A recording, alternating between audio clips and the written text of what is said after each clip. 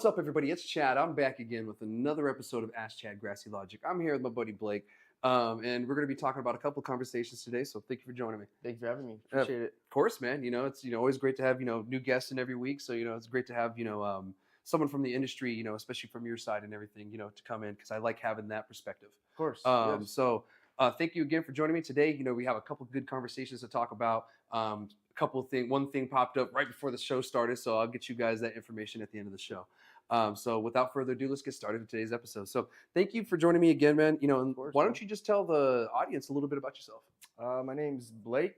I'm born and raised here in Las Cruces, so I'm a hometown kid. I'm from an agriculture background, born and raised on a farm, and in Mesilla Park, vegetables, pecans, stuff like that. So really, heavy on the agriculture background. Grew up playing sports here, went to Cruces High, all that good stuff. And I just stayed here in town. After I graduated, just stayed here in town. Was always, interested in cannabis and, of course, partaked in high school and whatnot. And, just as I got older, started taking it more seriously, stayed here in town, worked for a family company till about my mid-20s, and then started, focusing on myself and doing other things and started branching out and whatnot. So, but just never left Cruces. I like Cruces. I didn't really want to venture out. It's becoming bigger and bigger. So, I feel comfortable here, and, there's a lot of opportunities coming to this city and this state now. So yeah, Cruces has really been expanding, especially if you look north of town. That's where like mostly the city is actually expanding. You have like the NASA employees over there, you have the Virgin Galactic employees over there, of course, White Sand Missile Range is in that direction. So you have all those military people that live there too. That are off post. So yeah, the Cruces is getting a lot bigger. There's a lot more coming here. Yes. Not just cannabis. The Virgin Galactic thing was really big for us. It was really good. We'll see where that goes for the future. As you guys know, they stopped operations, I think, for the next 2 years while they're building another spaceship. I'm a big nerd. I love space, so of course I was going to pay attention to that. Right. So yeah, it was really cool. I actually got to see the first launch. Oh, did you? Yeah, the first That's awesome. launch. I was headed down from Albuquerque, and I was like, you know what? Just take a detour. Yeah, why not? I'll go check it out. And by the time I got there, you could see it flying in. It was when they were landing. I was like, that's cool. Yeah. Because I got to see it pausing for a little bit because you could barely see it. Yes. And then you see it come down, and I finally got to see it land. But it was wild. That would have been sick. Yeah. It was actual spaceship. It's a spaceship. It's not aircraft. It's a spaceship. So yeah. That's really cool. Yeah, it was. Then there was a guy that brought a couch.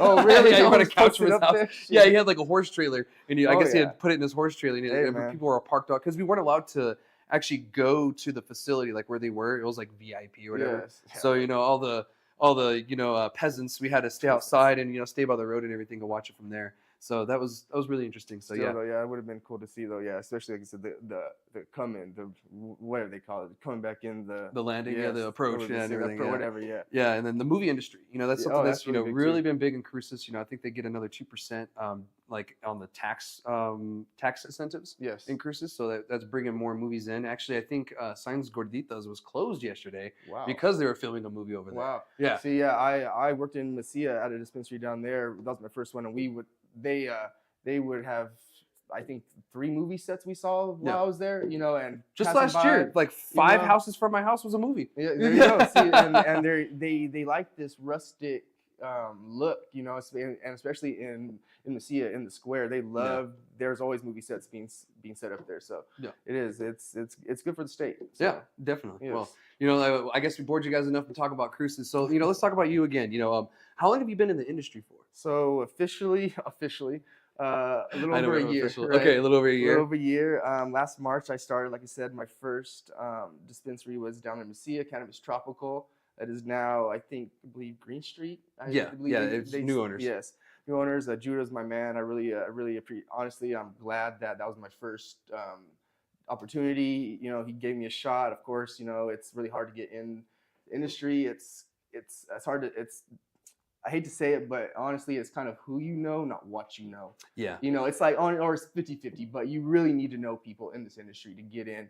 And he taught me and trained me very well. He taught me on BioTrack. It was just me and him. If you know him and know how he ran his shop, he was there from open to close. Didn't have very many employees. If he did, they would just come and go, just helping and whatnot. But I was there for about 6 months. from March to October. And but I really enjoyed that experience. He taught me well how to treat customers, taught me all the systems, the products, introduced me to some people, with the industry. Yeah. And then, just a better opportunity came, and I went to Premier High Life, and I was a company manager there for about, that was a short time, for about 4 or 5 months. And then just a lot of shady stuff happened with the landlords that we were working with. So yes, so that's in limbo, you know what I'm saying? So that's when I was, looking for a new company. And then I ran into, or got a good opportunity with Black's House. I just put out resumes, and I think they were my last spot. I dropped off my resume that one day. I dropped off 7. I had 7 printed out, and got called back the next day, and got hired the next day after that. So cool. It was really, your experience matters too, So they saw my experience. I was, manager at Cannabis Tropical, manager at a Premier High Life. So they called me in. They're like, what are you looking for? I said, anything. I'm ready to take production, bud tender. And they're like, well, we have like a bud tender shift lead. I was like, I'll take it. I don't care. Even if I'm stepping back, and it's titles don't mean nothing to me. You know what I'm saying? I'll work my way up, and I'll get to where I want to be. You know what I'm saying? So, so it's been a little over a year, and I've always been, like I said, in high school. Of course, messed around with it in high school, and but like I said, in my early 20s, I started consuming it as medicine. You know what I'm saying? Actually, saw the benefits. I was on pain pills. I have a bulging disc, pinched nerve at the same spot. I think it's called a protrusion, extrusion. So, I was that helped me get off the pills, you know what I'm saying? And it really did. It really helped transition me. So that's when I became like serious about it as a medicine. And so for I'm 33 now, so about 13 years, I've really been not an advocate, but a connoisseur, and really do believe it to be a medicine. Yeah. Really do. Yeah. So I've seen its benefits firsthand. I've seen it change my life, seen it change other people's lives. So I really enjoy being in this industry. I'm not just a pothead, you know what I'm saying? And I really do enjoy doing what I do and helping people find their medicine. Yeah, so you've had your cannabis card for quite a while then. Yes, yeah. Yes, it's on and off since 2010 was my first card, or I believe, if I go back and look. Yes, it was my first card. And but back then, I'm sure it was what, 1 or 2 places, and it wasn't up to par back then. I hate to say, but we were very new back then. We still are new. Mm-hmm. So, but thank God it has really, the past, I would say 3-4 years have really been putting out some good quality medicine. Yeah. But yeah, I've had my card for a while. I was actually one of the youngest back then. I was like 20 something. So I was like, one of the youngest people to actually be in the, I think I was 20 to be in the system. A few 18-year-olds, a few 16-year-olds, of mm-hmm. course, with their parents' consent. But yeah, so I've been in it for a while. I've seen it progress. Yeah, a lot. Yeah, so, no, 2010. I didn't get my card to 2013. So you've actually been around in the industry longer than I have. Okay. Wow. So yeah, especially here in New Mexico, because I was jumping around doing some contracting and stuff after I got out the military. I've always been here, but yeah. So that's pretty cool, man. That you have that history and those facts, because I was told before 2013 when I got here that the way things were, blah blah blah. Because by the time I got my card, there were a couple of dispensaries, but not many. And I was living in Alamogordo, so the only place I could go to was Ruidoso. Oh yeah, yeah, without like a border check or anything. Yes, I don't know. I can't remember the name of it, but yes, it was a decent one. Compassionate Distributors. There you go, Compassionate. Yeah, there you go. Mm-hmm. Yeah, I remember them. Yep. Yeah, a whole controversy around that whole thing. I won't get into that. Early days. It's the early days. Yeah, early days. Back in the medical days when we had no clue what was going on. Actually, there was no testing back in the early days. Like there was a requirement for the producers to test the cannabis. Testing in New Mexico is actually fairly new. Yes. Like that's what people don't understand. People that are either new to the industry or just like a patient or not like, into all the, fine print and whatnot. They don't know that testing is only legitimate testing, maybe 5 years, maybe a little bit more than that. 5 years. Not even 10 years. So, so we're not even hitting 8 years. So that's why I stress it so much about testing, because we never had it really. So we need it. And the fact that we have it here, and there's all kinds of stuff going on. So we'll figure it out one day, but that's history. So what did you do before you got into the industry? So, like I said, I worked for my family business. We actually owned Air Hydraulics right down the street Okay. since the 70s. My grandpa started it, and we owned it for about 48 years, I believe. Dang. We closed in 2016. Okay. And it was a farm implement business, hoses, fittings, stuff like that for tractors and semi trucks and stuff like that. So we just decided to close that, sold the building, and in hindsight, I actually told my parents and grandparents we should keep it and rent the building now. Being in the industry, I said we could rent this building potentially in the future to a dispensary. Yeah. And it's big enough, someone would have put a lounge, production, something in there too. But, they wanted the money up front. They didn't want to do the maintenance with it. So, whatever, it is what it is. So then I actually started doing vintage reselling. Okay. In 2019. Yeah. 2019 became, and started as just a hobby. I actually didn't think it was going to become anything. I thought it was a joke, honestly. But man, I got into it, got into the culture, still am, and I honestly made a big name for myself down here. Met a lot of really big people. I don't know if you know Slobby Robbie. He's if you're not into vintage, he's a nobody. But if you're a vintage head or into vintage, you know him. He is big. He owns Generation Cool in Tucson. He became like my mentor in a sense. I met him. He saw my potential, saw my inventory. I became like a wholesaler to him. He'd buy big bundles at a time. Traveled with him, went to shows with him.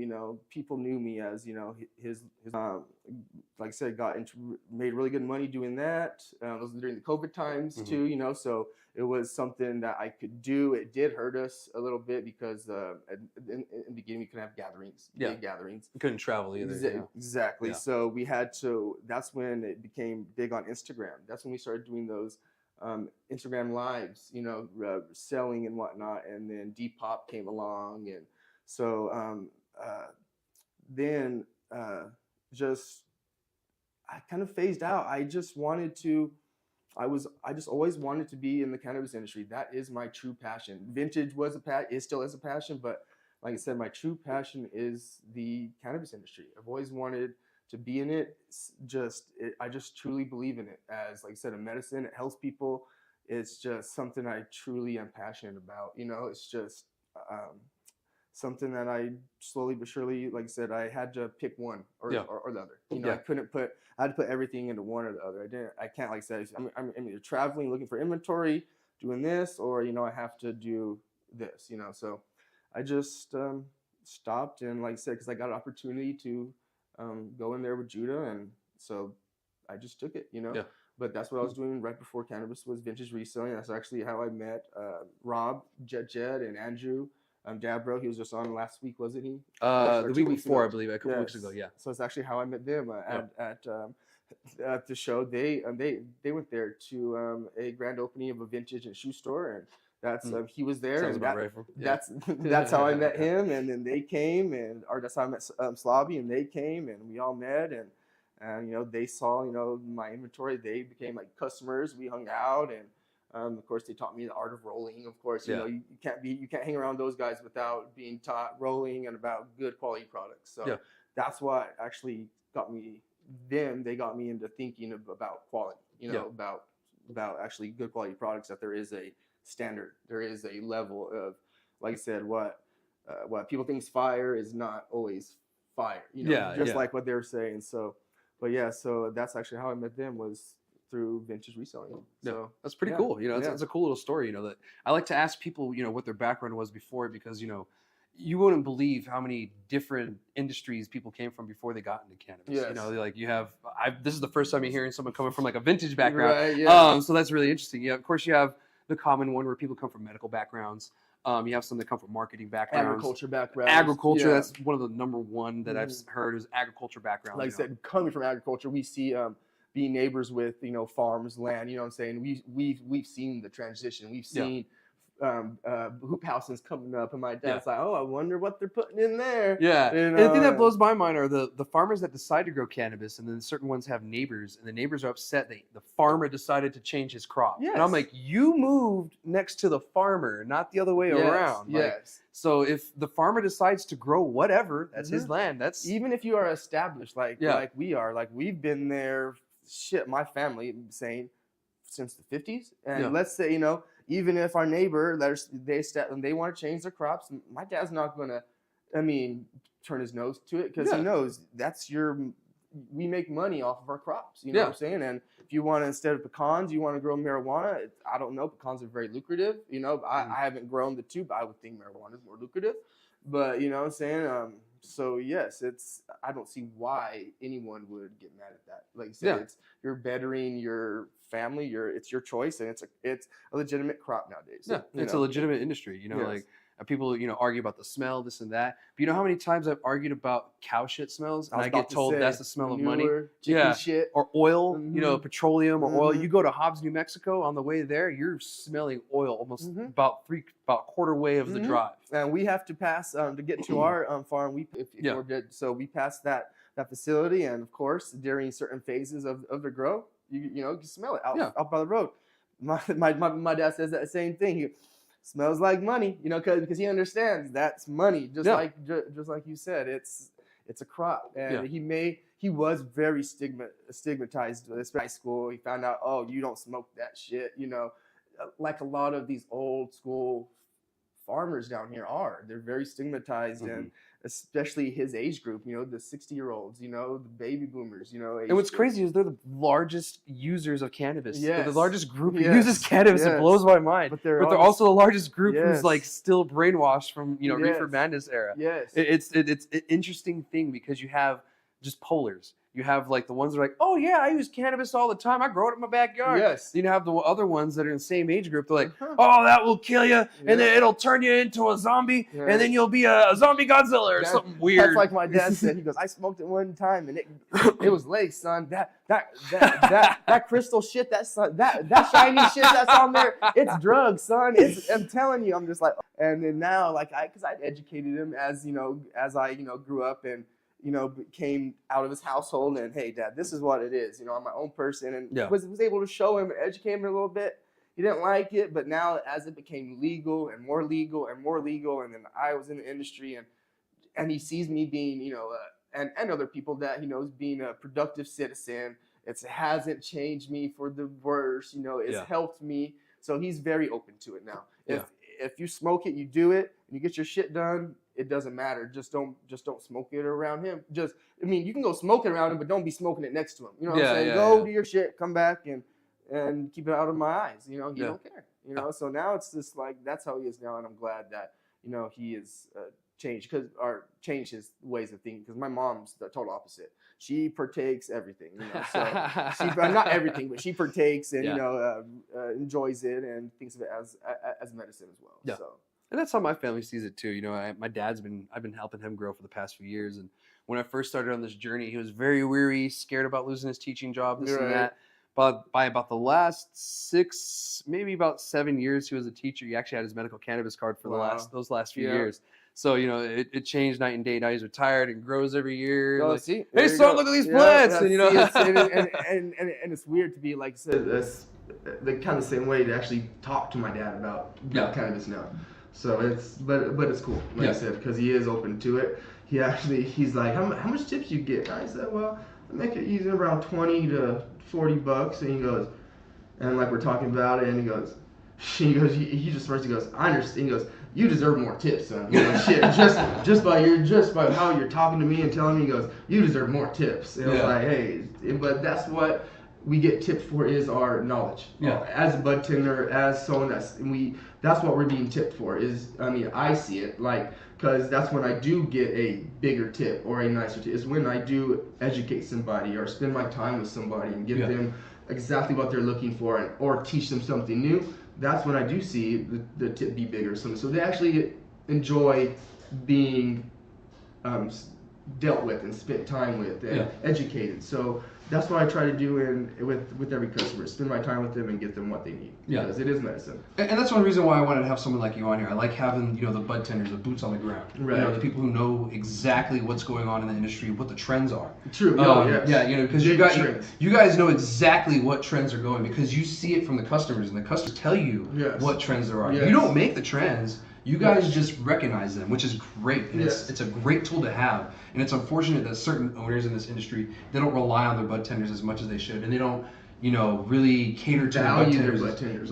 Exactly, you know, like they pay them like crap. They try to take the tips. You know, this and that. They treat them almost like, you know, an opposition. Versus like, you know, someone who's a very huge asset to your team. If you could, if certain people could see that, how much of an asset a bud tender is, it would blow your mind. They would pay the money to get them more educated. Because that in return turns into money. Oh wait, you know, it's repeat customers, it's word of mouth. Hey, go there. He's exactly just like you said. It's going to turn into more money. There's a reason why, you know, a few businesses in the state make over $1 million a month. You know what I mean? It's customer service. It's the quality of product that they have. It's everything for, you know, something for everybody, et cetera, et cetera. List goes down. The check marks are going off. So it's great to, you know, have you on here, because you can just, you know, tell it how it is. You know, especially from that balance. So let's talk about that a little bit more. You know, you've been working at Wax House and everything. How has the landscape for you changed from there to other places? Are you kind of like able to educate a little bit more?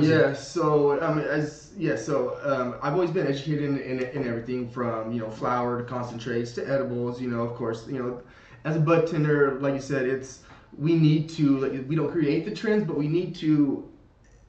It's always been my hobby anyway, so I've always been up with the trends. I've always been following. I've always been seeing. I always know what's coming up next. I'm always on top of things. So as a bud tender, I just transitioned that as okay, now it's my job. So we have to. A good bud tender needs to be on top of those things. It needs to be educated and be on top of those trends, and not just see it as I'm standing behind a register. I'm just watching the register. You know, because there are some bud tenders that, I'm sorry to say, that not just some. There's a lot of bud tenders that are just they're not very educated. They're nice. They may know customer service, but they're just there to sell products. You know, they're not really there to educate or like try and go up and beyond. And so that's what I've always tried to do. I want to be treated and educate. I want to treat them and educate them like I would want to be treated and educated, because I run into bud tenders. Like total opposites, good and bad, and it's like, I want this experience, so I'm going to give this experience as well. And from other places, I really enjoy I love everywhere I worked at, but at Wax House, it's a very they let us really just run the place, honestly, as even a bud tender. You know, like I said, it's like a shift lead bud tender, and then we have another guy that's like a straight bud tender, and then we have our store manager. But all of us are like on the same tier, you know, when it comes to closing and opening, you know, when it comes to keys. So they really treat us, like I said, good there. They, just like you said, they want good bud tenders. When it comes to hiring, they don't just put anyone behind there. You know, they've looked, they vet, they call people in. I've seen, you know, they do multiple interviews for the same position, you know. And so when it came to me, you know, they saw my experience, and they're like, well, you know, all we have is a bud. They didn't think I was going to take a bud tender or like that kind of position. I was like, absolutely, I would take it, because like I said, I want to grow with the company, and this is a fresh new company. We've only been open 8 weeks. So I was hired their second week. So I'm the first round of hires. You know what I'm saying? So our opinion matters there. You know, we always the owners tell us, don't ever think your opinion doesn't matter. If there's anything you need, if you're uncomfortable, if you need anything, whatever we need to make us feel comfortable at work, they're going to provide it. And if the working environment there is just great. Like I said, we're on the same page with each other. We all respect each other. The owners treat us very good. They're there daily, so it's like we're all, like I said, we all mingle together on the daily. You know, so I really like working there. Like, it's a very good environment. I've learned a lot about concentrates. Obviously, you know, Wax House being Wax House. So it's been a good experience. Very good experience so far. So, and like I said, I am excited to grow and see what other opportunities that there are there, because they've told me, you know, they see good things for me there. You know, they hired me to be more than just bud tender. They want me to be more, and so like I said, I'm excited to grow with this company because they're a very, very good company. And I don't know if you knew, but we own Roundhouse and Wax House, same company, same owners, just sister stores. Okay. So, are they from New Mexico, the owners? yes. Okay. I actually went to school with one of the owners, Jordan Barber. He's the Oñate. He's a year actually younger than me. So I'm 33, he's 32. He's very successful. He's been in real estate since out of college. He was actually in the CBD industry before and just transitioned once it became legal, and then he went partners with the other owner, brought him in when it became legal and started it. And like I said, they've been in it since, I don't remember how long, but I think 10 years now. I think they've been in it for about 10 years and have a lot of connections, good connections, and that also rolls over to our prices that we get. That's why our prices are like a really good there. And let's talk about Wax House for a little bit. You know, like what's the niche and everything, and let's talk about the prices and, you know, what do you guys really offer? So, as for the name like Wax, like Wax House, I can only assume with the name like that. Yeah. We concentrate on concentrates. Our niche is concentrates. We got a big selection of rosin, BHO, diamonds. You know, whatever concentrate that you. But besides shatter, we haven't really. There's not a lot of shatter going around in the industry. I mean, good shatter. I would say I've seen it from a couple companies, but the industry's in a weird transitional phase. It's weird. So everything's going to rosin, solventless, live resin. It's a lot of that right now. So we offer $40 grams starting, and that's Animus. And I don't know if you know about Animus. From the last year to this year, they have made a great. I mean, I'm sure you know about them. They have made a day and night change. They are doing so much better. All their product is flying off the shelves. I love it. Customers love it. Other producers, other wax producers, rosin producers are come in and actually buy their product and are smoking it for their head stash because it's good. So we do 40 gram, 3 for $100. That's our everyday prices. And then we got Frozen from Urban. That goes for $45 a gram. We have that at 20% off right now. So I think it goes 45, and that's $120 for 3. And then our BHO deals are 20 a gram, 3 for $55, and that's Animus products as well. And then we got $15 a gram, the company's THC extracts, and don't let that price fool you.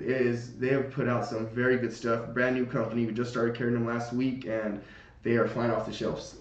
People are loving that quality. We got baller jars in from them, 3.5 for 40, 5 grams for 55. So that's kind of our deal. The more you buy, the more you save. Our prices are already good, but the more you buy, the better it gets. Yeah. So that's like our niche, though. It's low prices, but even better when you buy more. Yeah. When you buy in bulk. So we're like Sam's Club. Yeah. Our whole model. Our model is even when you walk in, it's a different look, different setup. We got display cases all around. We got a bud bar. It's not just come up to the display case. Tell me what you want. It's right behind me, and I'll show it to you. No, you can actually go up to different display cases around the shop, look, see it, and then tell me what you want. If you want to smell it, I can get it from the fridge. Of course, we have testers, so we don't open all the fresh ones. We have testers to let you smell and whatnot. And if it's in the case, if it's the last one and it's in the case, you get 20% off the display just for it being open. So we try to cater to the medical patients. Yeah. We get 10% off everything, no matter what, every purchase, every day. And then first timers get 10%, but just being medical, you get automatically 10% every time that you walk in the door. And then so it's just, if you're medical, you're really saving a lot there. Oh, you save 20% off the bat. Yes, there. Right off the bat, you save 20%. The tax. Yeah, as soon as you walk in the door. And then you're saving an extra 10 with us. Just for being. Yeah. And if you're rec, you can also stack your. If you're industry, boom. Your first time, boom. That's 20% right there. You get 10% first time, 10% industry. And if you're medical, 10%, so that's 30% right there. And so you guys offer veteran discounts? Yes, we do. Awesome. Veteran, senior, college, first time, everything. So yeah, we like I said, we don't just cater to cater to medical, but medical really does get a great deal there. You know, that's what you should. You know, you're medical for a reason. You paid for that. For that license. So. And, you know, some of you may not know this, you actually get higher dosages on the edible side if you're a medical cannabis patient. Yes. I've seen up to 1,000 milligrams in certain places. Now they're coming up. Yeah, now they're coming up with 1,000, which is great because medical cannabis patients, some more cannabis than other people. Why? Probably because we need it. Yes. You know, and there's people who do use it for like pain. You have the cancer patients, et cetera, et cetera. So they do have to use higher dosages, et cetera, and all that. Yes.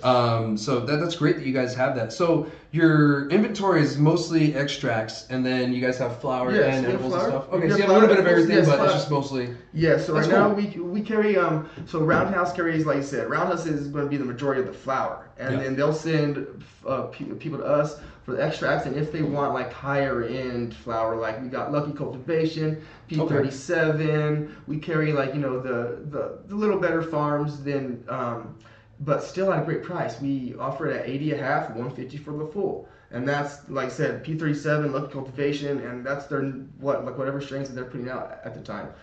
We had Garlic Storm from Lucky Cultivation. That's a really good one. What else do we have? Animal Mints from Lucky Cultivation.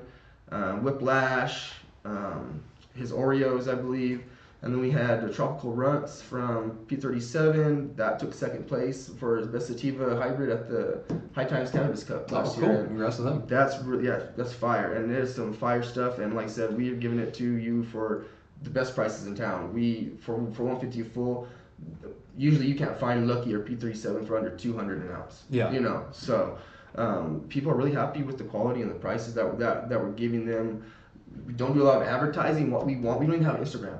It's all word of mouth. I tried to look, I couldn't find you guys' Instagram. He is going to start one, but it said we want word of mouth right now. You know, we want that word of mouth, and that's, you know, I'm there 5 days a week, so I see new customers every day. I'm seeing the growth. I'm seeing, you know, the cash outs bigger and bigger at night, or when we cash out during our shifts. You know, it's just it's constantly growing. You know, we're getting people from other dispensaries, of course, coming to check us out, and they're becoming regulars. You know, you know, but it's just because we have a great selection at great prices. That's just our whole model, and you know, he's built his reputation and these relationships with these companies, and so they honor, you know, their deal that they make. They give us player prices and don't, you know, shoot themselves in the foot, you know, by giving it to other dispensaries. So we do have better prices than you will. We will be able to beat anybody's prices if they have the same product, no matter what. So because of that, so Jordan's done a good job of solidifying good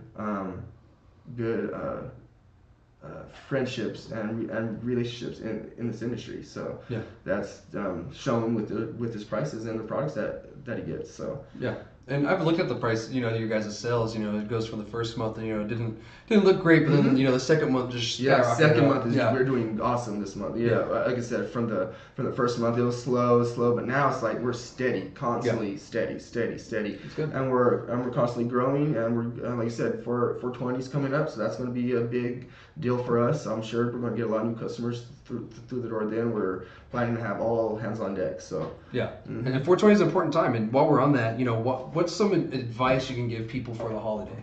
You know, like, you know, they're going to be consuming. What are some safety, you know, kind of things you can give them? Like, you know, don't smoke and drive. Exactly. You know, don't eat an edible and think you're going to be good to drive. You know your limits. Honestly, just know your limits. Like someone like us, we can smoke all day long and be okay. We can eat edibles all day long and be okay. So you just got to know your limits, you know. And honestly, of course, people want to test their limits on 420. If you do that, just stay at home and sesh with the boys, or you know, just get together and have a little sesh and chill. And if someone needs to make the munchie run, that's got to be the high tolerance guy. You know what I'm saying? That's got to be like someone like us. And okay, we got it. Or make sure the munchies are there. Order some pizza, like whatever. Just stay at home. You know what I'm saying?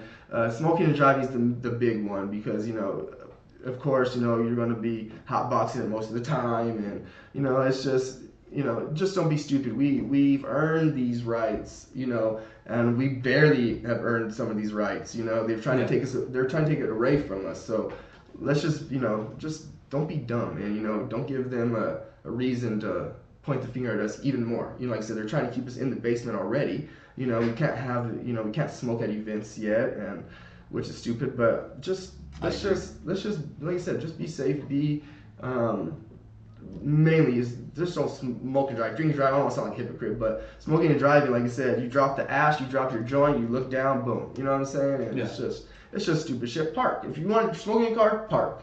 Yeah. That's fine. Park and hot box, but because nothing's gonna happen then. But that's just a big thing. Just know your limits and don't be stupid. You know what I'm saying? Yeah, try to follow all laws. Of course, local laws too. Cities have imposed certain things. Like Albuquerque has different rules than Cruces has. Yes, right. Yes. Public laws are right. Yeah, so make sure you guys are following all those laws. Stay safe. One thing I like to tell people is keep pepper or CBD with you on hand in case you do ingest too much cannabis. That is a good one. You can bring yourself down a little bit with the CBD or the pepper. I haven't tried the pepper method myself. I've heard it. Yeah, I've heard of it. It's like usually the cracked pepper, the full pepper. Full pepper.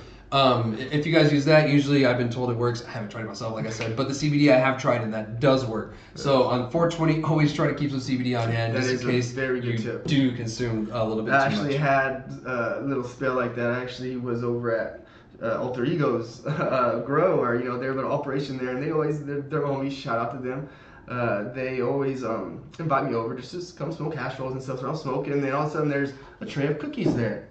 And they told me, it's infused, go for it, and they're delicious. Those are the dangerous ones, man. When they taste like you just want to munch them, boy, I don't know, maybe 2. Maybe 2 and maybe 2.5 because I woke up the next morning with a half in my pocket. In my jacket pocket, like a little kid. I'm just like, can I stash this? I was going to take that for later.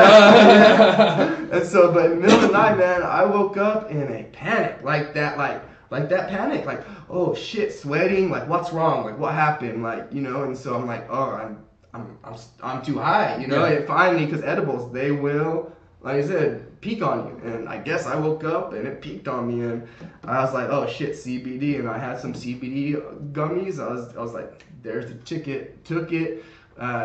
Stupidly, I went and smoked a little bong hit, to calm me down, but hey, it worked. I took a bong hit and some CBD, and about 30 minutes later, I was able to set back down and, actually get rid of that feeling. So that's a very good tip. Good tip. Yeah, thank you. And, that's something I try, especially the people that are new to using cannabis, or if this is your first 420. If this is your first 420, don't take edibles from anybody because most likely they're going to be making them the strongest edibles that you can possibly make on 420. They don't know the dose. Yeah, and now these days I do see certain people starting to make lower dosage things, which I love because the other day a friend came over and we had brunch. We had like a little friend brunch thing, and one of the girls brought edibles, and they were 5 milligrams each. Yes. Little cupcake things, man. I had like 5. Yes. It was great. I was like, I can enjoy this and not like sit there like on the couch like, God damn it. Because they're tasty. You want to eat them, so they're good. And so I've seen like gummy companies do that instead of 10 100s, they do 520s. You know what I'm saying? Or so it adds up to 100. But yeah, it's like it's very, or like 10 10s, they do 520. And so they're cutting it down, and patients liking that, especially new, like I said, patients that are very new to the game. We've had patients come in and say, I don't take gummies a lot. So what's your lowest dose? And they always think it's the 10. And well, no, we have 5s now. And they're used to taking half of the 10, so now they take half of the 5, if anything, if they want to start with half, because they usually do want to start with half of whatever they're eating. So, but no, you're right, because edibles are getting very tasty nowadays. So they're like they're dangerous. Just like I said, I was eating them, and I was like, oh shit. I think that's why I kept that half, because I was like, it hit me. Oh, these are edibles. Okay. Yeah. Like I'll just save it for later. Then I ate it. I don't want to be rude. I'm not throwing it away. You're stoned as shit. You're like, okay. They're smoking hash rolls, and so, but yeah, it's very that's a very good tip to you. Like I said, know your limits, and don't take edibles from anybody, especially not them. You don't know the dosage. Yeah. You know what I'm saying? So just make sure if they're edibles, get them from a dispensary. Yeah. If you're new, if you're well seasoned, like someone like us, then all day. Make sure you keep that CBD with you too, because we are susceptible to high high dosages and stuff like that.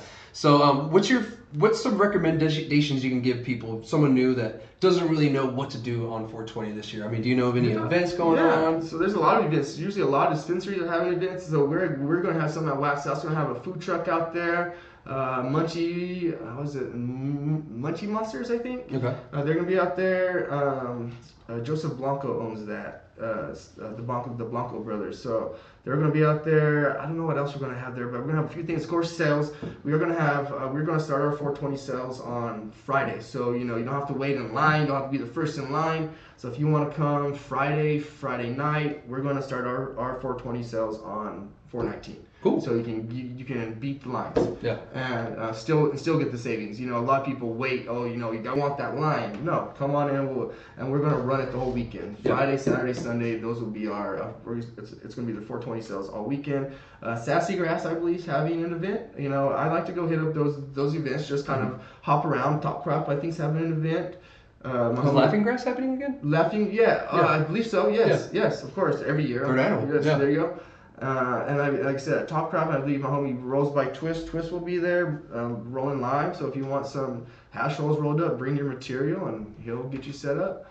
But that's really what I like to do. Go around checking out the events. There's a lot of events. Just check out Instagram and Facebook. There are so many events. Like I said, every dispensary will be having sales. Something will be popped up there. Vendors will be popped up at dispensaries. And for businesses out there, I've been sharing events on my Instagram all week. Yes. Yeah. So if you guys want to send me, tag me in it, I'll share it. Just to let people know what's going on in the whole state. So right. yeah, I think I saw that my homegirl. Cool. So yeah, my friend Brittany, I'm sure you know her. She's a rep for Incognito. She's going to be up there in Silver City, I believe. So they're having something up there even. So the whole state's going to be up there. She's all over. But yeah, so you'll catch her if you're over there. Go check her out. The Incognito has great products. They got really dope products, and especially that hot box. I really want one of those hot box vapes. They're really dope because honestly, I'm getting tired of carrying the puffco around everywhere. I want something really discreet. So just small and discreet. Exactly. Yeah, and she says it's awesome. It tastes great. So I'm gonna take her advice and grab one. So awesome. Yeah. But yeah, so there's a lot of events going on all around the state, Albuquerque, everything. So yeah, just go check them out. Of course, they're gonna have the specials, and what I like to do, I just like to chill at home. Honestly, just get There's a lot of good movies on that too. day. Yes, Yeah. They always seem to put out something. Said good movies or something. They're not dumb. Yeah. But yeah, I like to chill at home. I'm gonna be working until 4, so of course come by and see me till 4.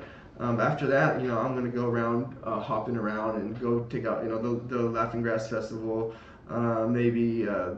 Stuff around here, and at the end of the night, probably just go to my boy's house and just chill and have a good sesh there. So cool. Yep. Yeah, well, I appreciate that. Yeah. Thanks for those tips, man. Of course, Some people might you. be new into town and everything. So, where can people find Wax House here in Cruces before we move on to the next topic? So it's at 725 South Solano. We are actually right. If you know where Alter Ego and Casa Verde is, we are literally within a stone's throw of either of those dispensaries to the north. Cool. So yeah. So we're going north from them, and like I said, we're right across the street from the old Blake's on Solano. We're right before the canal. Yeah. On Solano. Solano, it's hard to miss things. It's a very competitive area. So yes. Yeah, you guys are right in the midst of it. So yes. But appreciate that. Thank you. And I look forward to see what comes from the Wax House and so everything. That's pretty cool. It's a cool new little niche that I haven't seen somebody really do yet. Yes, and we are going to start producing like that sort of thing. We have a lab in the back. We have a lab, so we are going to start producing. We got washing machines. We got grow tent set up. That's our next phase. We want to get it up and running. So we got products on the shelves. And then we actually acquired the space next to us on our Summerlin Park store. So we sent our construction team over there to start a lounge. So we're going to have a lounge right next door in Summerlin Park. So if you're there, be on the lookout for that. Roundhouse, you're going to have a lounge now right next door. So when they get done there, then they're going to come back and start working on the lab and everything and get that finished. So we are going to start producing solventless rosin and diamonds and stuff like that. Here, cool. Probably within the next year, we'll have that up and running. Cool. So, well, I look forward to seeing all the changes and all the good stuff, of man. course. So yeah. So much. Again, thank you for joining me, and let's get on to the next topic and everything. So yeah, thanks for sharing that and everything, and thanks for the tips for 420. Yes, no, thank you too. Yeah. That pepper and the CBD. I mean, that's of course I don't ever expect to have CBD on hand, but for newbies, that's a very good tip. 100%. So we're going to go on to our next topic. We got a couple left. This one, I don't know how long I'm going to spend on it, but it's really important because some companies on the East Coast have actually sued the federal government because they don't want them to interfere with their interstate commerce. Now, when I say that, what I really mean is that they cater to a lot of out-of-state people, just like how we do here in New Mexico. We cater to a lot of Texans, and actually, majority of our out-of-state purchases are Texans. Oh yeah. You know, it's very rare you see from another state. A few Colorados. Yeah. Colorado and yeah, it's mostly Texans. So we're in the same boat. Now, the federal government has a rebuttal because this lawsuit's been going on for a little bit. I just caught wind of it this morning. And the reason why I'm talking about it is because it's very important for us too, because it could help us with our Border Patrol issue on top of that. This could kick the federal government in the ass to kind of do something, because now we're talking about states on the East Coast. If a lot of you don't know, 70% of Americans live east of the Mississippi. So west of the Mississippi, there's only 30% of the population. So majority of the population of the nation is on that side anyway.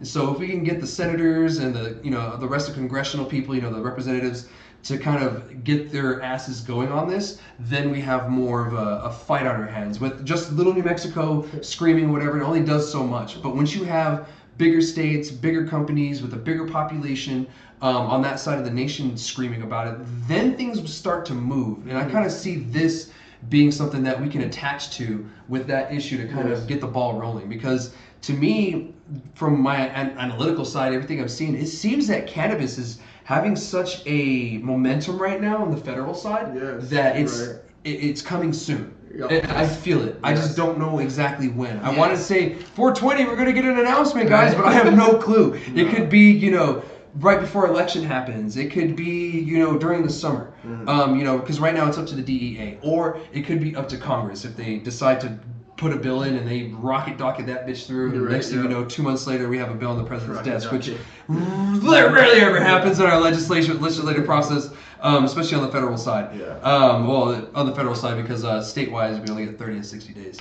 But this is really important. And like I said, I wanted to talk about it because companies doing this is speaking a lot, because they're not even really being attacked like we are. They're not like getting their stuff seized. They're just in fear because the federal government is now saying that, you guys have something called cannabis tourism, is what they're calling it. And that's what we have too. Oh, yes. And so they called it cannabis tourism, the DOJ. And so that alerts me because, okay, maybe they're all working together on this now, because we have cannabis tourism here in New Mexico from Texas. And Massachusetts, that's where this lawsuit's coming from. They have the same thing. Most of their customers come from out of state. And if you guys don't know, if you're from another country, I guess, most of the states on the East Coast are small compared to the ones on the West. So it's very easy to, run into another state, within an hour, 45 minutes sometimes on that side. I've never been, but all my military buddies that are from there tell me, how... Never been to the far East Coast, right? I think Oklahoma is the furthest east I've been, honestly. I've been to Tennessee before. We did some training there before I went to Germany, and that was fun, but, it was nothing like the rest of the East Coast areas. I've been this way. I haven't been to that New England area, I guess is what I'm saying. And so... There's some really big companies that are behind this lawsuit. I don't know if I have them named here. I do, actually. It's led by a multi-state operator, as you guys know, MSO, Verano Holdings, a Massachusetts-based cannabis business, Canna Provisions, and Wiseacre Farm. It's a weird word. I think it's someone's last name, but I think it's Wiseacre Farm, along with Trevit CEO Gaesi Sellers. So I guess they're being represented by whatever, et cetera, et cetera. That was not really important to you guys, I know.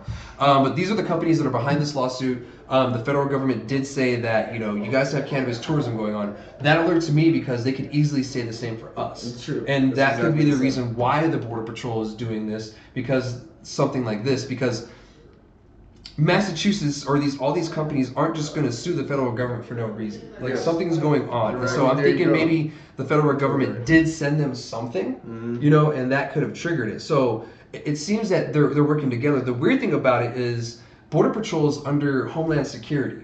They're not a part of DOJ. Yes. Yeah, but the FBI, the DEA, they're all part of DOJ. So they still talk to each other. So I'm kind of wondering, is Homeland Security and DOJ kind of work this thing out too? Yeah, the same topic. So now we're going to see more, and that's scary. We need to watch for, like I said, those seizures maybe happening on the East Coast, and then come on, what's the coincidence on that? Yeah, come on. Exactly. So you're right. And so this alerts me and alarms me, because we could not only get fucked over because of our border patrol checks, but now we might be Our under government. threat from the federal government because we have what they're calling a cannabis tourism Yes, going on, 'cause because they can people from out of label it as state something. are coming here to use cannabis and going out, which to me that sounds like bullshit, because like, well, now you're telling me I can't go to other states and do certain things. And true, Like, that's true. And weird. I was saying, how long has this cannabis tourism been happening in California? Colorado, And so Washington, have Oregon. they done this? Like, to Yeah. them, I haven't heard of nothing like that. Yeah. So, you know, you're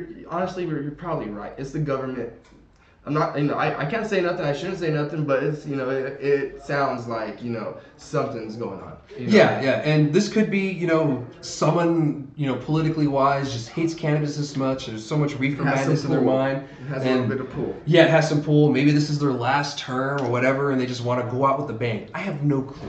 Right. We'll figure out in time. Eventually, we'll figure out why this is happening and why all of these things are kind of falling in place in the timeline that they are. Because I found out about this today, but it looks like the lawsuit's been in, I think, a few weeks now. Okay. And they had This is the first time I heard about it. Yeah, me too. So like, this is, I sent it to a couple people this morning, and I was like, okay, this is interesting because this could affect us as well. So we'll see what happens. I'm not too sure where they're at with the lawsuit, other than that response from the federal government. I do know that they did ask for a hearing. Yes. So I'll keep you guys updated and everything like that. That's just really all the information I have on this right now.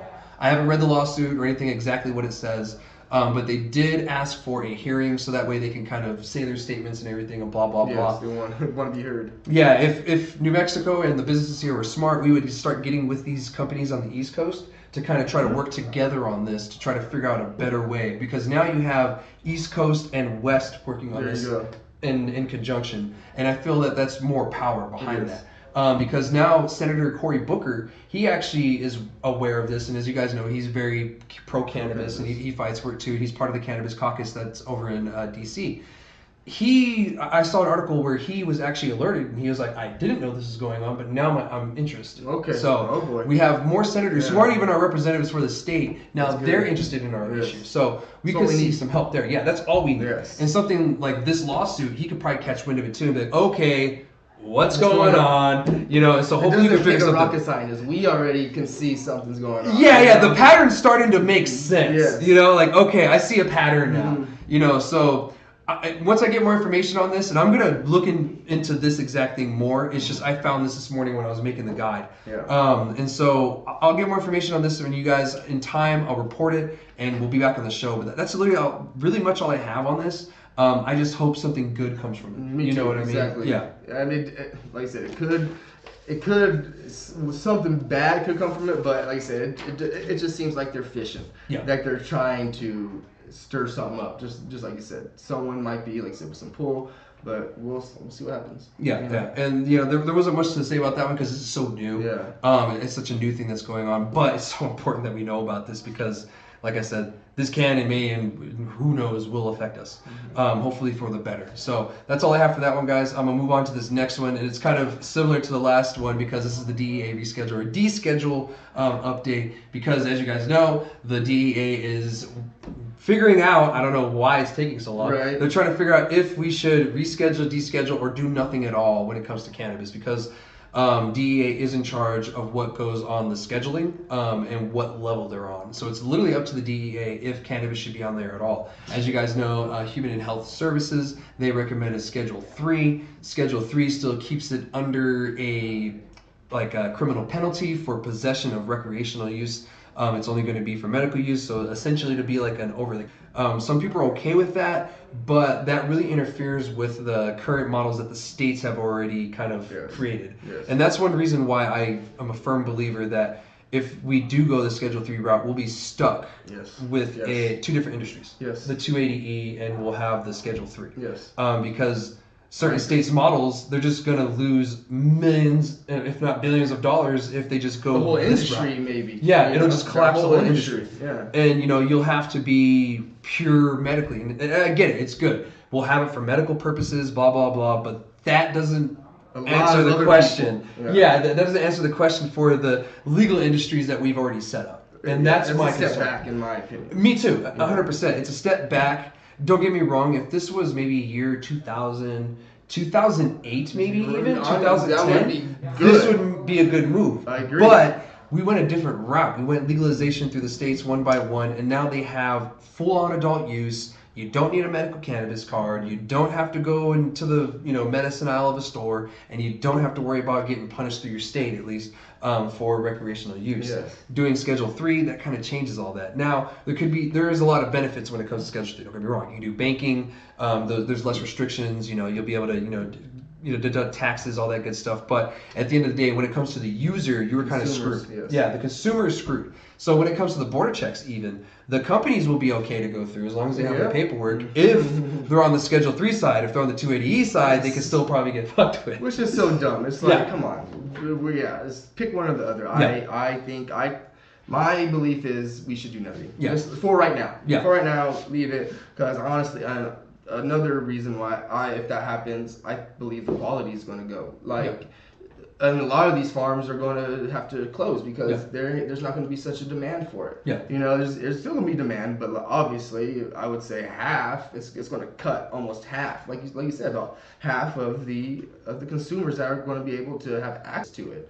And the quality will go down, and because it's just what will happen. Yeah. I just know. Yeah. As being in the industry, if you just can see the trends and the topics and what will happen if certain things happen. So. Because the states already say, fuck your federal laws, we're going to do what we we're want. doing So who's going to stop the states from doing that once this happens? Exactly. You know what I mean? So, just because it's Schedule 3 doesn't mean that the states are going to abide by that. Mm-hmm. There's going to be some who might not, because we can see how rebellious individual states can be. Oh, very, very, until it becomes a normal. And the reason why I brought this up is yesterday during a press briefing, at the time recording anyway, during a press briefing for the White House, the press secretary was asked a question about the timeline for cannabis being rescheduled or descheduled, and she responded with, that is actually in the hands of the DOJ now.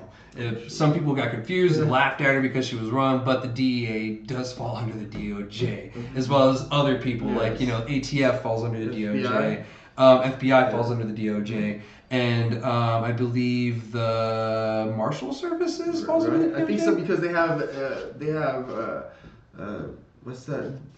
They can go wherever, like you said. The air marshals. Yeah, the jurisdiction. Yeah, they have a wide jurisdiction. Yes. So I believe they're under the DOJ. Yes. Pretty much anything that has to do with the police force kind of thing, for the most part, is under DOJ. Of course, you have, the weird one, the Homeland Security, which they have the Coast Guard and the Border Patrol, which is just kind of random because the Coast Guard is military. So the Coast Guard is literally the only entity that's not under DOD, which is Department of Defense.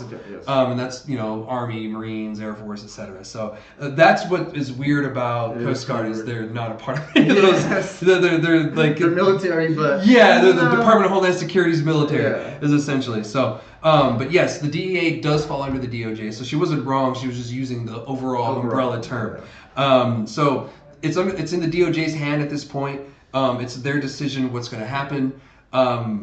I think there's just more pressure being put on the federal government now. Like we said, the last story that we talked about, with the lawsuit against the federal government. And now we have more of the media asking questions to our representatives, Cory Booker, about if he knew about the Border Patrol issue. And now we have, the press asking the press secretary, what's going on with the timeline. So it seems like they're kind of being pressured more by everybody, which is great. Yes, what we need to do. Yes. So don't stop is what I'm saying. Keep that shit up. Because they're just going to sit there and do nothing until the time runs out, until their allotted time. They're just going to sit there. Yeah. So what it seems to me is that people are just becoming very impatient with the DEA. Even last week, actually the past few weeks, some of our congressional representatives have been sending letters either to Biden himself saying that he's not doing enough, to go on his promise about the cannabis thing that he has, which the Border Patrol thing is part of that. Big thing. Yeah, they said that, hey, this is going on, like, you're not doing what you said you're doing, what is this? And then you have other of them, going after the DEA, saying what's taking so long. Then you have other ones going after another one, saying this and this. So we have representatives that are wanting to do something. It's just they need to know. So we need to be better at letting them know. Yes. Today on X, I actually tagged Cory Booker on the Border Patrol issue, and I let him know what's going on. Good. I don't know if he's going to respond Great. or even see it, but I'm sure it's worth he'll a see shot. it. Yeah, I'm sure it's he'll worth a see shot, it. especially on Someone X. from his team will see it. Yeah, Sure, maybe yeah. someone from his team will see Yeah, it. of course. And I hope, because I have direct information on what's going on with Right. that, so I want my representatives to know what's Yeah, going on. So that's good. maybe he can do something, and maybe they can file something. I have no clue. Right, you don't know what they can do. It's Yeah, like, yeah, how do they know. go talk to somebody. Uh-huh. Maybe he knows somebody at DEA, kind of figure out what's going on. Who knows? They have the limits of their power, but when you know somebody and you have a relationship Like with you said, somebody, it's that who makes you it know. all the difference. And that's what I'm learning with politics too. Mhm. Sometimes Especially it's with who you know. politics. Especially with politics. With politics, a lot of the times it's who you know. And sometimes a politician that you could piss off in a good way could get something done for you. You didn't piss them off, but something that happened to you could piss them off. And I've seen it. Yeah, exactly. I've seen it. Mm-hmm. And this is really important, this update, and what was asked to the secretary, because it just means that we're making more waves on this, and we could see something here soon. It just, to me, it's kind of adding up that things are starting to funnel down, and we could get our explanation here very soon, or our results of what the DEA is going to say. Sure. Because this is a lot to just sit there and tell somebody and no action happens. Especially with everything I've just told you guys. There's plenty there to go on. There's plenty there to work with. So they should, like I said, start to get shit done, especially when people are pressuring them. Yeah, so. and they work for us. So and that's one thing that they realize. So.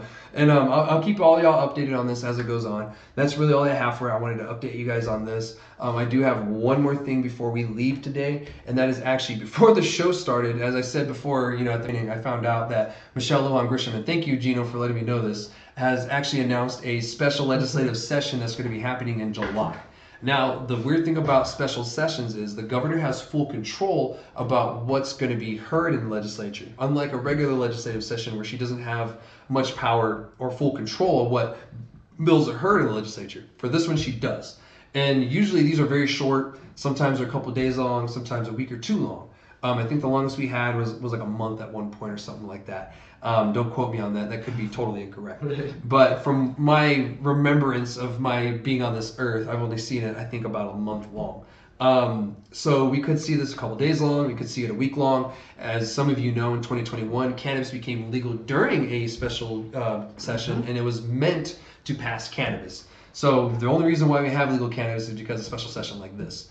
The reason why I'm telling you guys about this is because there is a chance that a cannabis bill of some sort could be introduced, because the governor has said that this will be focusing on public safety. She never mentions guns, rifles, or bans or anything, but she said she will look at the bills, and if it's dealing with public safety or whatever, then she'll give it the blessing to be heard in the legislature. So that gives us a chance to add more to the program on a public safety side on certain things.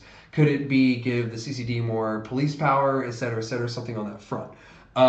Now that kind of limits us on really what we can do in the bill, because it does have to focus on public safety.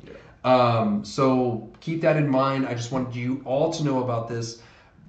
You're going to most likely see gun bills with this special session. It's not going to be anything, really catered to cannabis, but on the off chance that there is one, she could bring it up, like you said. She could bring it up. Or the CCD can go like, hey, this is a good chance for us to address this issue that does affect public safety.